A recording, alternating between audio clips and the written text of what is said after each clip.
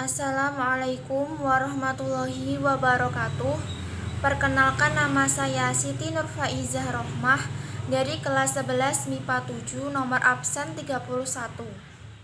Proses pencernaan manusia dimulai dari waktu makanan digigit, dikunyah, dan dihaluskan di dalam mulut.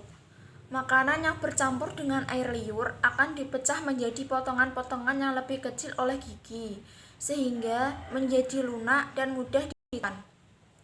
Lidah pun juga berperan dalam mengarahkan makanan di dalam mulut agar tergigit oleh gigi dan mendorongnya ke dalam kerongkongan untuk ditelan. Makanan dan minuman yang ditelan akan melewati kerongkongan atau esofagus. Kerongkongan adalah saluran yang panjangnya sekitar 25 cm dan berfungsi untuk menyalurkan makanan dan minuman dari mulut ke dalam lambung. Di saluran ini terdapat otot-otot khusus menyerupai katup yang disebut lower esophageal sphincter. Katup ini berfungsi untuk memastikan makanan dan atau minuman yang sudah mencapai lambung tidak kembali naik ke kerongkongan atau mulut. Setelah menerima makanan dan minuman, lambung akan mengeluarkan zat asam dan enzim untuk melanjutkan proses pencernaan. Selain memecah makanan, lambung juga akan membunuh mikroorganisme yang mungkin terdapat pada makanan atau minuman. Di dalam lambung, makanan akan dibuat menjadi cairan pekat atau berupa pasta dan selanjutnya akan didorong ke usus halus.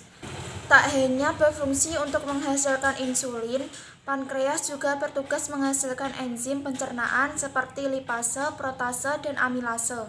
Enzim tersebut akan dilepaskan oleh pankreas dan ikut tercampur dengan enzim pencernaan dari lambung.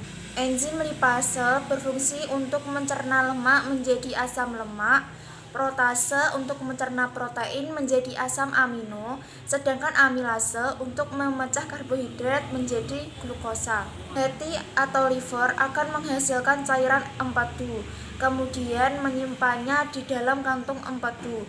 Cairan empedu terdiri dari kolesterol, garam empedu, bilirubin, air, serta mineral seperti kalium dan natrium.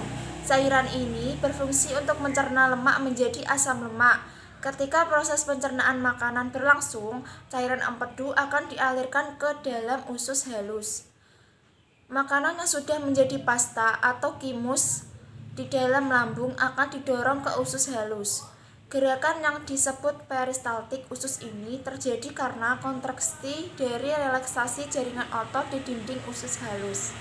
Usus halus terdiri dari 3 bagian, yaitu duodenum atau usus 12 jari, jejunum, usus kosong, dan ileum, bagian terakhir dari usus halus. Ketiga bagian usus halus ini memiliki tugas masing-masing dalam memproses makanan. Duodenum bertanggung jawab untuk melanjutkan proses pemecahan makanan, sedangkan jejunum dan ileum bertanggung jawab untuk proses penyerapan nutrisi ke dalam aliran darah. Setelah diolah menjadi berbagai nutrisi yang diserap oleh tubuh, makanan yang sudah dicerna akan meninggalkan sisa atau limbah yang disebut tinja atau feses.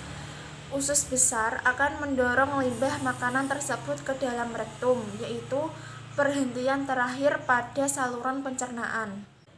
Ketika rektum sudah terisi penuh dan tinja di dalamnya siap dikeluarkan melalui anus, Anda akan merasakan mulas dan muncul dorongan untuk buang air besar. Proses pengolahan dan pencernaan makanan hingga menjadi tinja umumnya memerlukan waktu kurang lebih 30 sampai 40 jam. Sekian dari saya, apabila ada salah-salah kata mohon dimaafkan. Wassalamualaikum warahmatullahi wabarakatuh.